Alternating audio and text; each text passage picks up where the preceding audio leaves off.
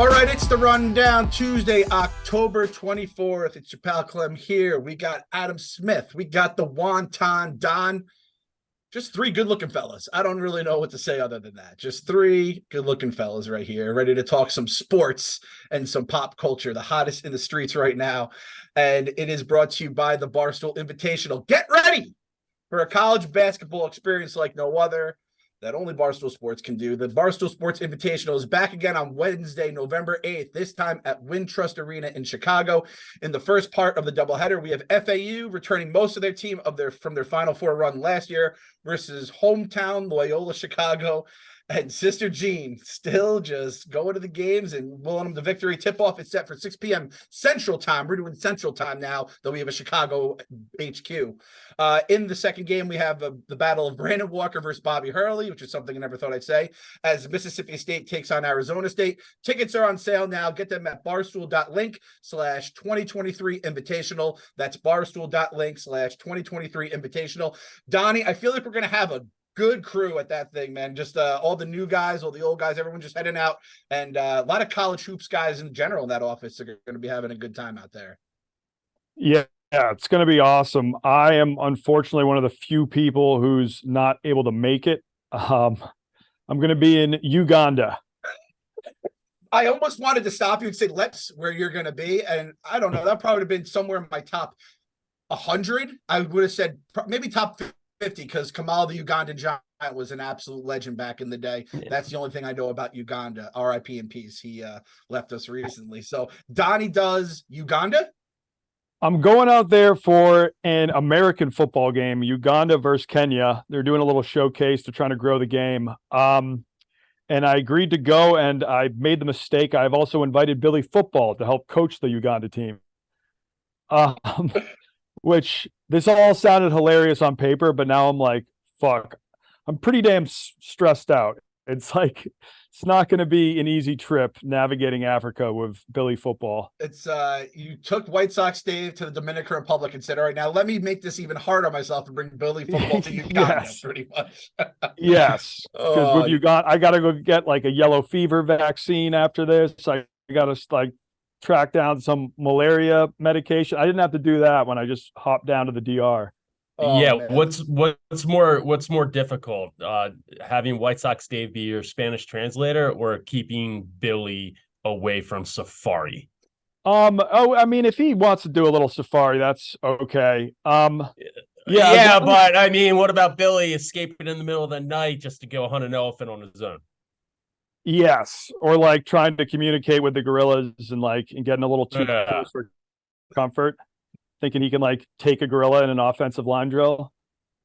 Yeah, there's a lot that could go wrong, but we're gonna pray for the best. Hey, if anyone has any extra pads out there, the Uganda team is struggling when it comes to pads. So if you want to donate some shoulder pads or a helmet, hit me up. Man, if only there was a league worth like $30 billion that's given their CEO like an extra $1 billion that just basically killed God and controls the entire day of the Sabbath now, that wants to help grow the game in Africa. Donate a few shoulder pads here and there. If only like that would be something if there was a league that could do that. Yes. Part of my take might be sponsoring the Ugandan team. Actually, part of my cheesesteak. I still have to finalize the details there, but they would do like a fundraiser and try to get some pads over there so they can start a league eventually.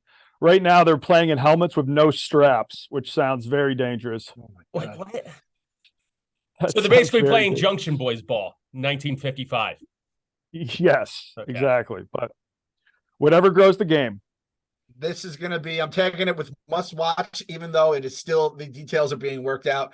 Billy Cam. We need the Billy Cam for everything that doesn't take place between the lines. Again, like the safaris, the midnight orangutan visits, whatever he's doing. Yes. And Donnie, I feel like someone in Billy Football's family is going to reach out to be like, it's on you to bring him home alive. Like you're going to have that conversation with, you probably had it with White Sox Dave's family, or they might've just been like, I did not have that combo with White Sox Dave's family. I don't even know if they knew he went down to the DR, but yeah, I've had that conversation with Billy's family because I was the one who went searching for mammoth bones with him at the bottom of the East River, and his parents were very concerned about that.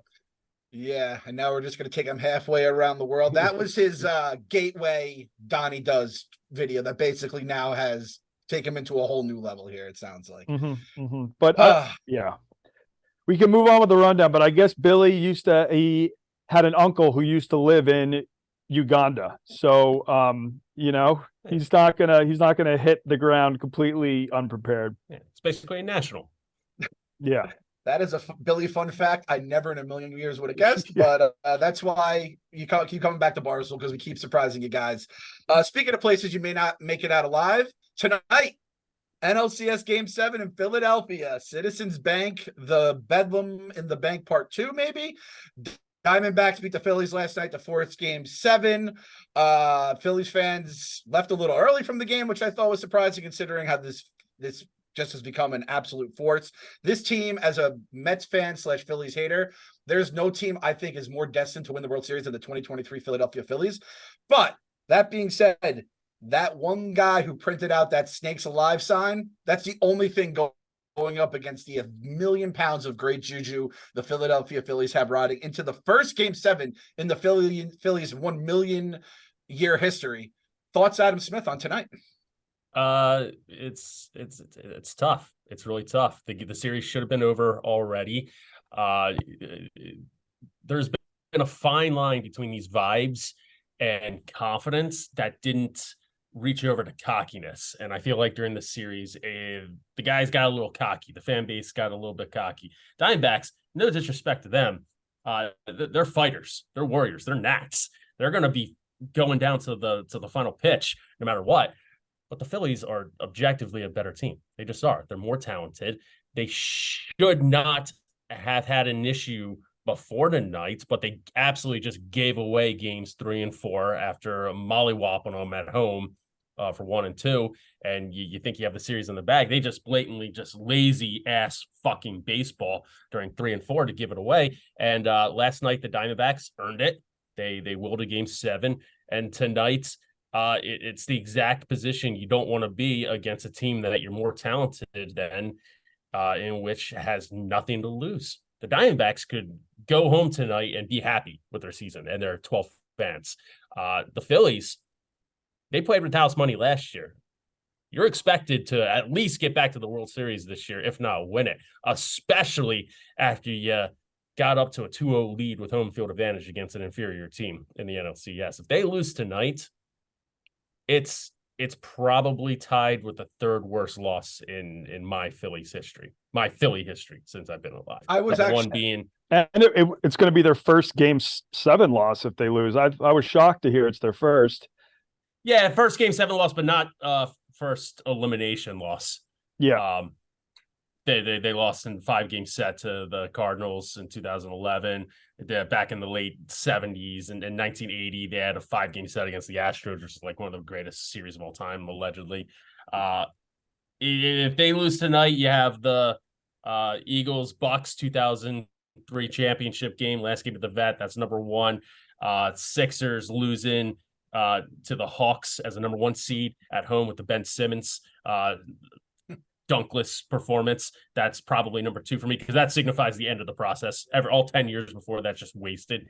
And this would be tied with the 2011 the Cardinals beating Roy Halladay 1-0 and Ryan Howard tearing his Achilles last at bat of the season. It would be that bad if they lose tonight. Yeah, this team has felt honestly like I can't think of a team that felt like the more the team of death. For me, the 2015 Mets, the way that season ended, like the second half of the year went all the way until October. Daniel Murphy became Babe Ruth, and then they just got blown off the field in the World Series. This team is the most juju that would come short that I've ever seen since that team almost 10 years ago. Still got to play the damn game, Clem. You got to play the damn game, and they came out so flat last night, so flat. And fuck the NFL and Major League Baseball for being in cahoots against Philadelphia, putting the Eagles game on primetime Sunday night and following up with a 5 o'clock game for the Phillies Monday. You can't be drunk for 48 hours in South Philly like that and keeping the juju alive. Come on. Hopefully it comes back today, but that's a lot to ask from a fan base because it's the same people at the game. I'm happy you asked that because, again, Phillies hater, rooting for the Diamondbacks, which almost felt like this series was over like a week ago. You guys were just hitting 8 home runs every first inning, and you're just like, well, this isn't even a series. How much? Okay, how much more confident did you get when that Phillies fan with about 6 teeth in his mouth hit the internet? Game 7 tomorrow night. Let's go, Phillies! And I just said, for all the juju the Diamondbacks seem to be gaining, that guy feels like he's going to be on the World Series DVD or whatever they release World Series videos on in 2020. Yeah, I tend not to be the biggest juju guy or mojo, even though I preach it a lot. Like internally, I'm more factually based. Yeah, it bumped up a little bit. It bumped up. That man sacrificed his entire mouth for the great city of Philadelphia. He's got 1 tooth left for tonight, and he's going to use it well. You get that guy and said guy together, I mean, it might just end the world like the Keymaster and the Gatekeeper, or it might just bring you automatically to the World Series and you just have it. Donnie, what are you rooting for as a neutral guy? You're in Chicago. You have I imagine a Red Sox fan growing up. Are you just rooting for chaos basically at this point? Yeah, and just as like a Boston fan, I guess I pretty much always root for Philly to lose. Yeah. So I'm rooting for chaos. Yeah. Pats took down the Eagles. Now it's time for the no, Pats did not take down the Eagles. They took down the Bills. But yeah, I think I'm rooting for the D-backs. The Celtics have been a thorn in the Sixers side for basically this end of the process. And obviously the Eagles and Pats have some serious rivalries going on. But yeah, it's I imagine you're going to want to see Max going through the entire roller coaster of emotions tonight on the stream. That's fair to say. I hope it's not a blowout either way. I hope it comes down to the wire. Yeah, you're going to know. You're going to know early if the Phillies, either have a 1-run performance like last night or explode and take it away. It'll be interesting to see the bank if it is like if it gets ugly early, just to see the energy of that stadium. Because if you guys are up early, it's going to be a fucking nightmare for the Diamondbacks. Yeah.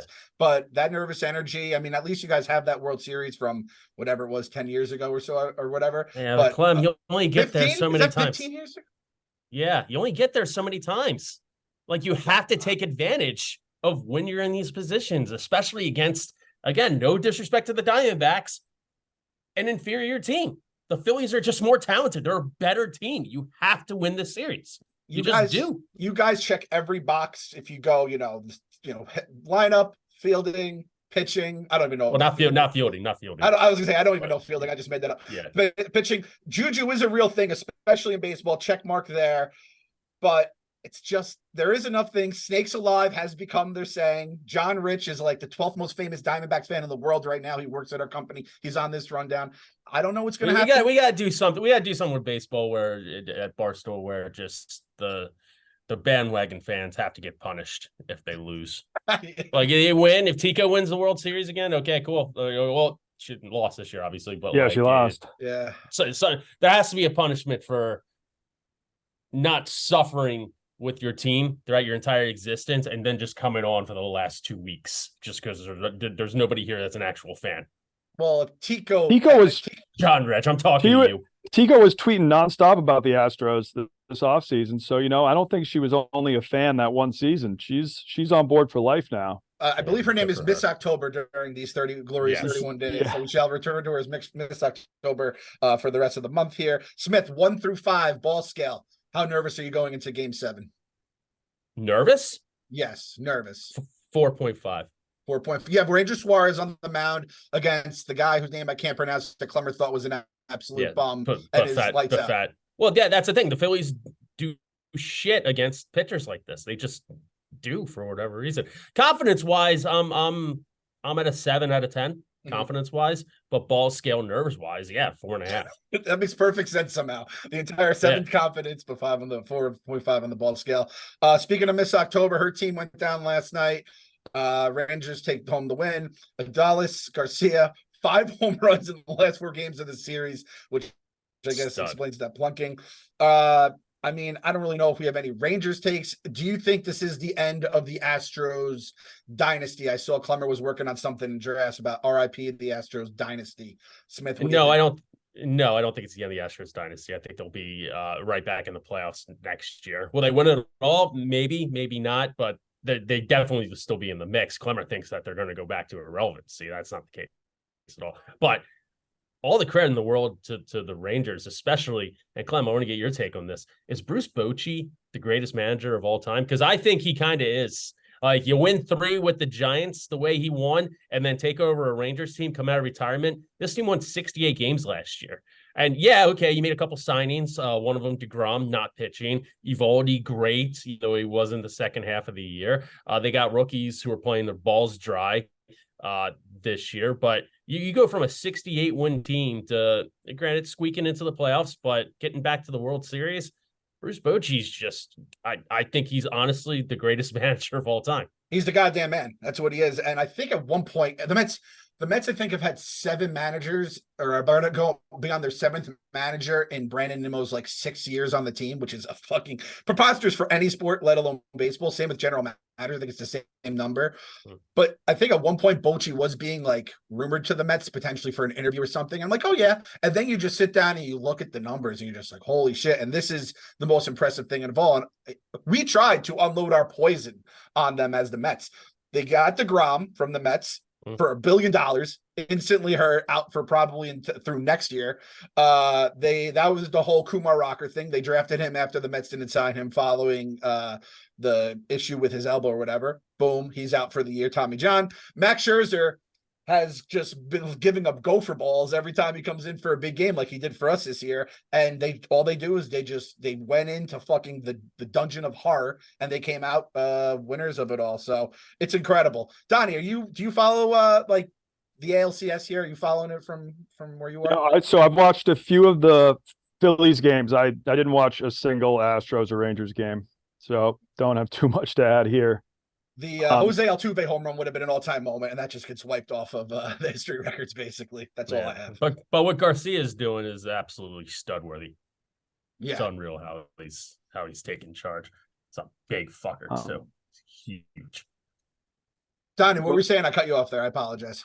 No, we're just going to try to do a segue to the next topic. Hit me up, baby. Do it. When we were talking about the Astros, I was going to go, speaking of cheaters, we've got another cheating scandal with Michigan. That is right. The University of Michigan, middle of a cheating scandal, accused of spying on other team's sidelines. Apparently, they allegedly bought tickets to all these Big Ten games, tickets on both sides of the sidelines. Big T is our Woodward and Bernstein. Is that right, Smithy? Did I get that right? Yeah, I think I got that right. He's playing both roles of it right now. And deep throat. Got Venmo records. Yes. And deep throat. He's our deep Big throat. T is playing deep throat. Big T is playing deep throat in the Michigan cheating scandal.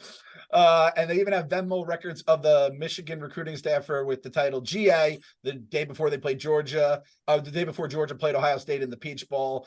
There was a picture of, I think it was Harbaugh. Looks like there's signs and stuff like that.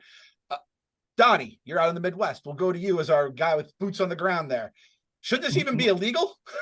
Well, my biggest takeaway is like, there's no reason to ever make your Venmo transactions public. Like it's insane. I don't really know. Like, do some people use it like a form of social media and just scroll to see like what their friends are paying for? But I mean, people have gotten fucked by that in the past. I think there was like a politician who had like hired a prostitute on Venmo and then like didn't make the transaction private. And then they were able to go back and confirm it. So yeah, that's insane. You got to cover your tracks a little bit better. Obviously the Patriots were in a little bit of a very similar situation at one point. And the problem there is because they were filming like from their sidelines, I believe. Closed practices. It was closed practices is what they were filming. I don't know if that was confirmed. The tape was destroyed. If we get, oh man, imagine if we get back into Spygate. Yeah. I don't even want to. We don't have to get back into Spygate. But yeah, these were just people in attendance at the game. They weren't using any special access like on the field. Yeah, I mean, is it cheating or is it just, doing any means necessary to get the upper hand? Maybe that's you should be teaching them over in Ghana or Uganda. Excuse me, is how to steal signs from each other. Oh yeah, I mean we're going to be spying on Kenya 100%. I was actually like almost assaulted in China by an opposing coach because before I started playing for the Warriors out in China, I showed up at another team's practice, and I was at that practice for a day. And then when we played that team, he was like, "You motherfucker, you came to our practice to try to steal all the plays." You kind of stick out a little bit there too, I would imagine. So he was able to pick you out, right? Yes, yeah, exactly. What do you think, Smitty? Yeah, it's not cheating. It's just not. I think it's a big to-do about nothing. It's exactly the same as if you have a videotape of the previous game. It's just focused on the sidelines. Like, it's public. There's no tomfoolery here. It's just people are coming at Michigan. I'm not even a Michigan fan, but no cheating whatsoever in my mind. Yeah, I almost think that not hiding it by buying the tickets with your own credit card, putting GA in the Venmo thing almost makes it better. Like, you could kind of just live with it.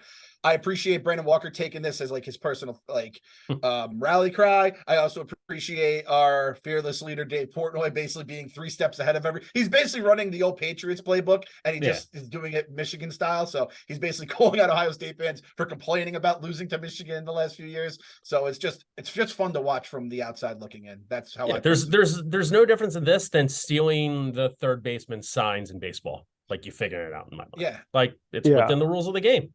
If you don't like it, change the rules. And like, they can't be the only team doing it, right? Do you think? Way. Like, yeah, no chance in hell. This has to be the only team doing it. Yeah. I don't. Yeah. So I'm trying to think of the Astros scandal. The thing that people got pissed about was when they started using videotape on everything. It seems like when technology gets involved, that's where it kind of hits a gray area. I don't know if I didn't.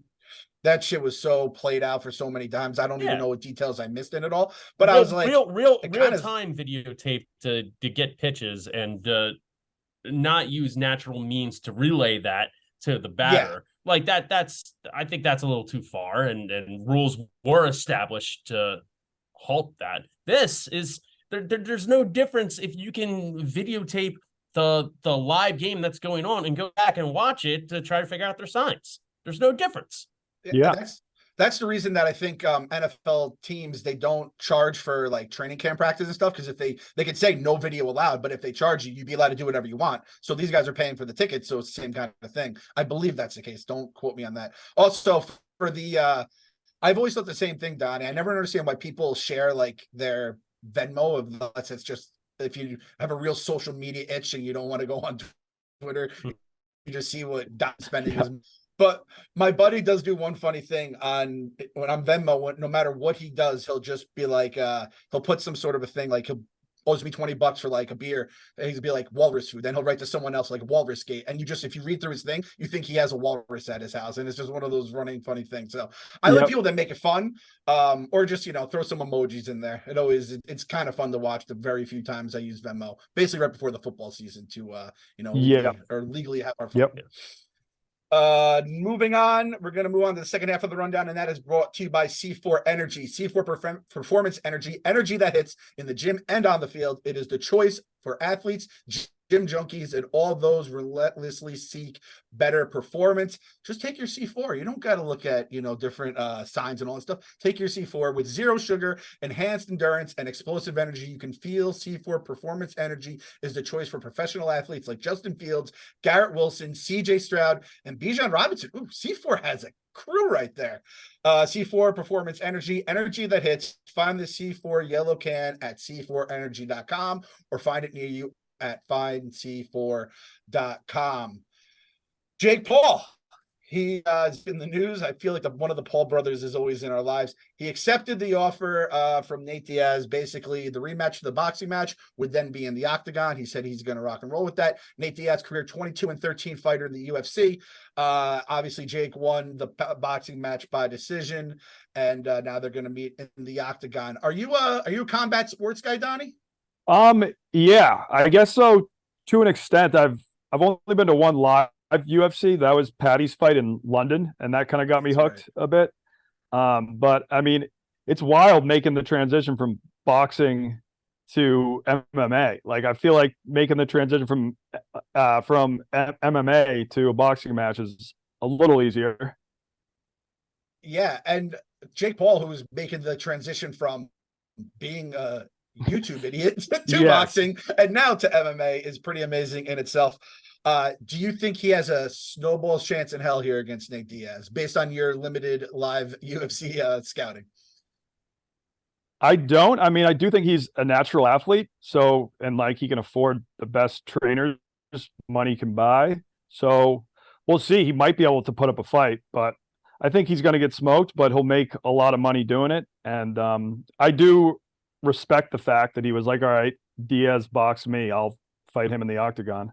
Yep. I'm with you on that, in that these Paul brothers, I'm starting to actually like them because they're actually doing stuff, or the people they face are such scumbags, they look better in comparison, right? Like that whole Logan Paul thing. Yeah. That guy seemed like an absolute zero. Smith, what's your take on all this Paul brother?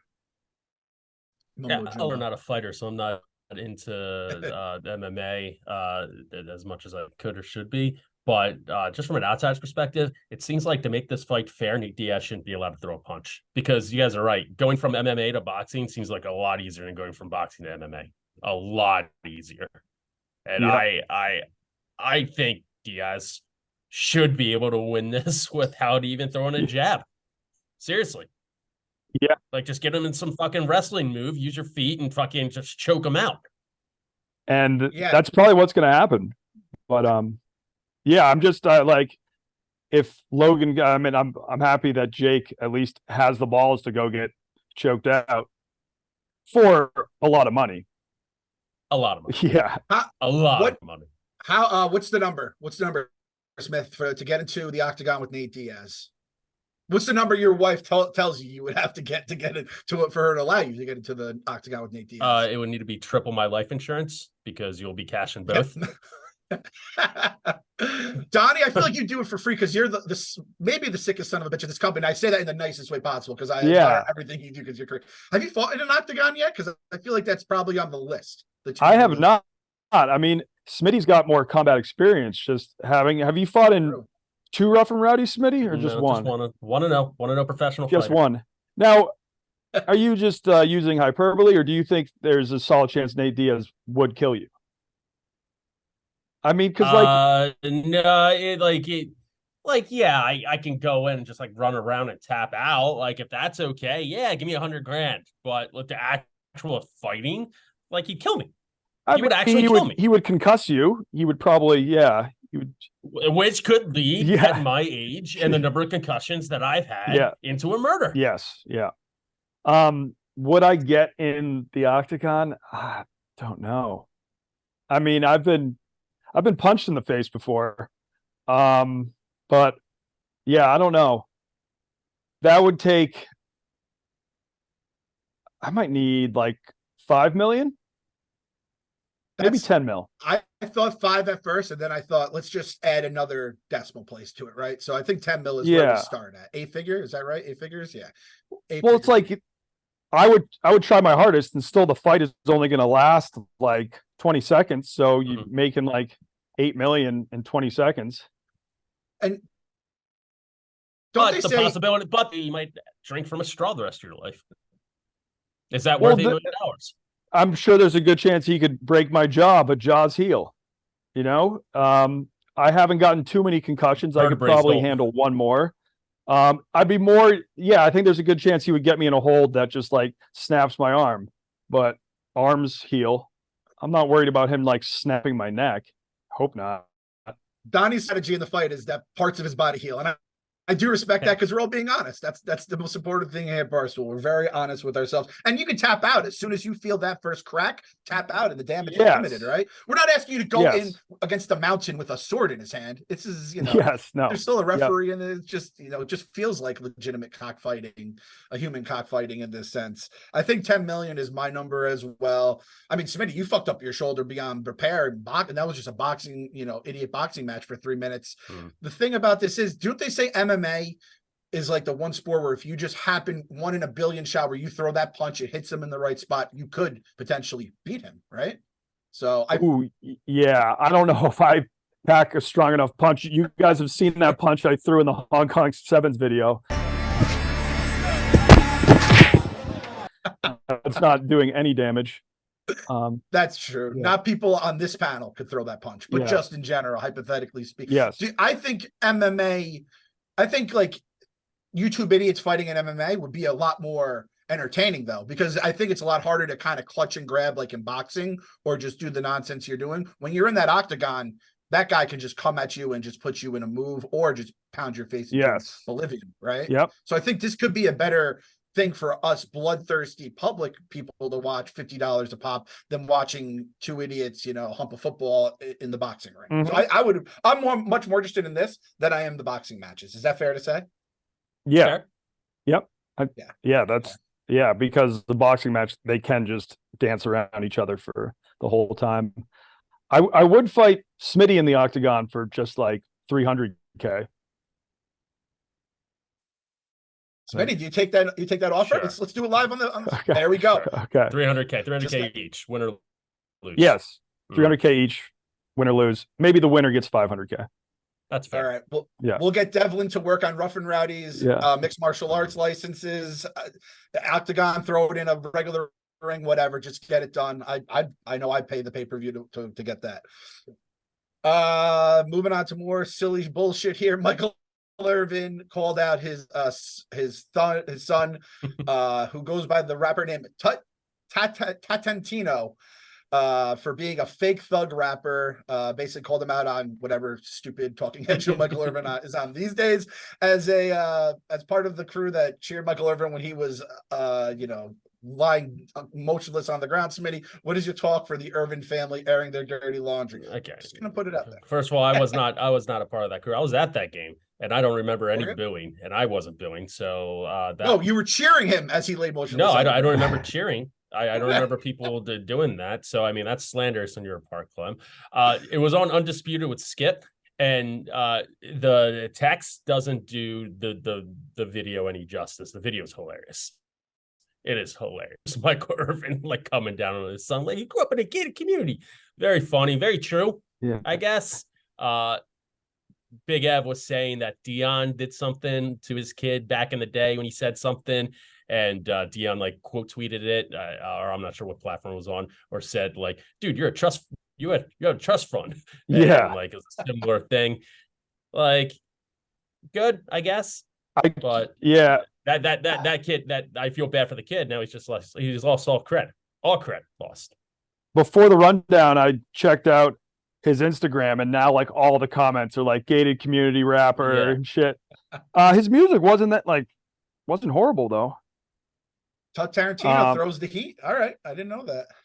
But yeah, that's got to be because now his son's just gonna get bullied for years. But hey, if you live in a gated community, rap about gated community things. He's not saying you can't rap, just don't be fucking rapping about guns and slinging drugs. Yeah, the Amazon guy can't come in here because he can't get past the gate, right? There's plenty of bars to spit. Drake, he was a child actor.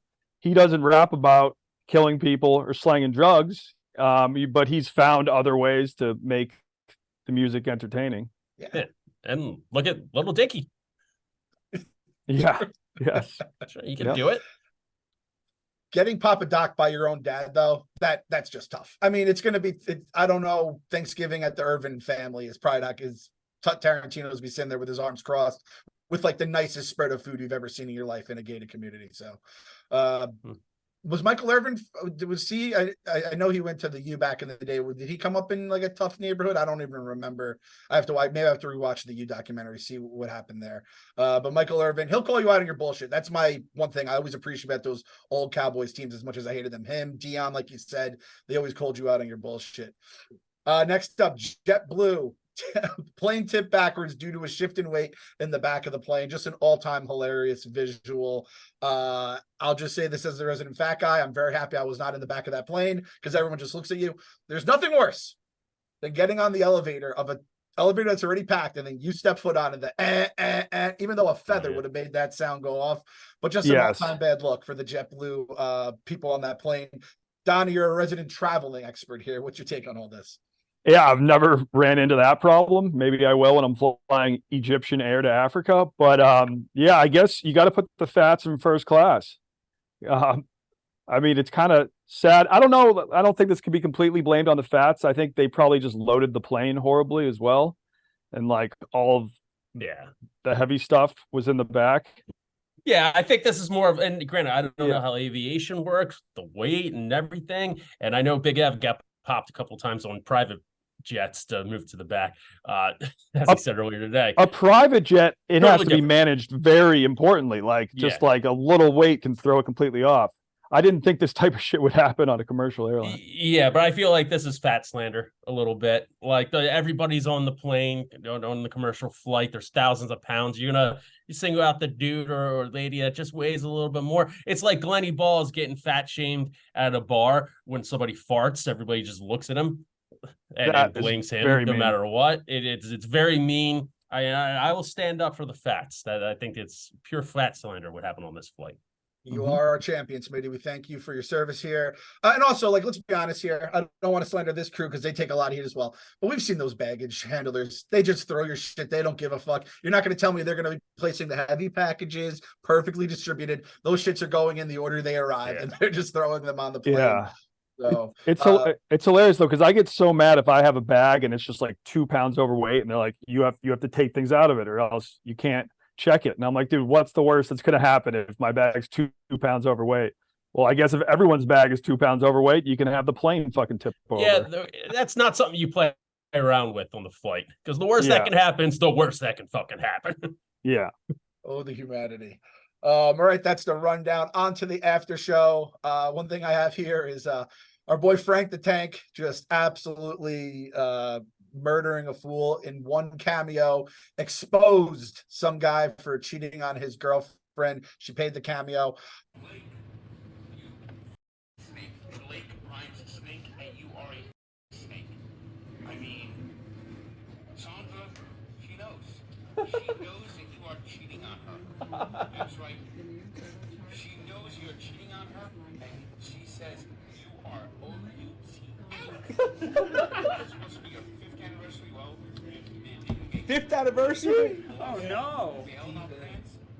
well, if you don't want to be with her your 5th anniversary, then that's it. You're out. You're dumped. You goddamn feeble ass motherfucker. Like motherfucking snake. You know? I mean, all the time Sandra wasted on you. It's a shame. It's a shame. You're cheating on her. You pathetic piece of shit.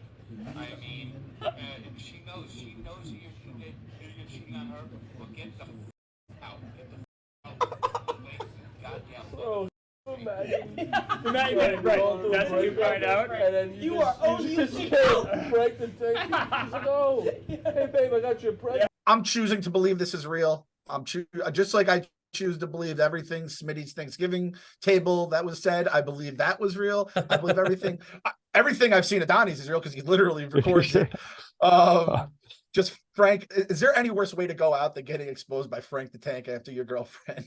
What a cameo. I can't believe these words are leaving my mouth as I say this. It's tough.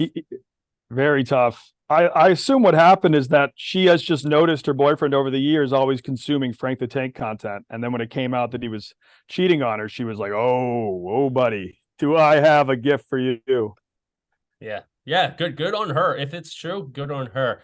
And I have to mention, people are giving me shit in the video in the background, just like not even cracking a smile. First of all, the Phillies are on Game 6, clinch game. Like my mind is everywhere. And second of all, do you understand how many times Frank showed people around the office up until that point? That had been the 5th viewing. Like, oh man, that I heard or saw in the background. So I mean, come on. I can muck it up and then fake it till I make it, and then a lot of aspects. Not when the Phillies are on, not the 5th time I'm watching that. That's very fair. So he was taking glee in this. Oh yeah. Yeah. Oh yeah. Yeah, it's Frank's Mona Lisa on a cameo. I'm trying to think, what do you think the Tank has a bar he won't cross for a cameo if that comes through? Like exposing cheating, you're basically just ending this dude's relationship. Like, do you think there's anything where Frank just hits the no thank you button on Cameo and just sends it back, or do you think he's just a professional at the craft? I mean, he still is like does he still have that streak going where he's been number one on Cameo for like 3 months or something? So I feel like I don't know if there's a line he would cross. Like, in Cameo, I don't think he'd actually murder somebody for a cameo. Maybe if it was a Mets player he didn't like a Paul Sewald, maybe Smitty. You can get rid of Paul Sewald tonight if you pay the tank enough money. Maybe that could happen. No. Yeah. Frank doesn't sell out when it comes to sports fandom. You know that. He wants the Phillies to die. I don't know if you wrote something just super uber graphically sexual. I don't know if the tank would enjoy reading that or not, but I think he probably would. But just might not share it with everyone in the office. I would love to see the tank when he has like the glasses low as he's reading all the X-rated stuff, and there's like bite marks on the glasses. Yes. Hey, Cameo's a cameo. He can just read it straight face and put it through. Still gets paid. That's true. Straight cash, homie. Shout out the tank and his cameo. Shout out, go get a cameo from Frank the Tank. If you have any people in your life that you'd like to gut one angry word at a time from Frank. Anything else you guys want to promote? Well, obviously, our first official breaking news of Donnie Does Uganda coming up. What's next in the Wonton Don world in terms of releases? Do we have anything in the hopper right now that's being worked on? No, I've kind of just been settling into Chicago, so this would be the next trip I film, but I'll try to get the content out as soon as possible. Beautiful. And beautiful. hopefully I could make it back to the New York office at some point. I know that you're not there a lot, Clem, but I miss you guys. I'm hoping to be there soon. I'm trying to get back in. I was going to come in for Surviving Barstool, but I just heard it was it was just mayhem every single day with the recording and everything going on. And I kind of don't want to know anything that happened, so I can go in and watch fresh. I don't want any spoilers or anything else. Smith, anything going on? I mean, your life is on the line tonight, essentially at 8 o'clock or it's whatever. It's baseball season, baby. It's baseball season until it's football season. That's right. The Eagles are doing Eagle stuff. I was just invited to Bruins Blackhawks, so I don't know if I'll be able to watch the Phillies game unless I could probably watch the start. Is the Phillies game at 5? It's at 8 tonight. Oh, at 8? Yeah. Probably won't be watching too much of that, but we'll best of luck. Thank you. I don't actually care who wins. So I'm not I won't be actively rooting against Philly. Snakes alive. Let's go Snakes. Let's go, baby.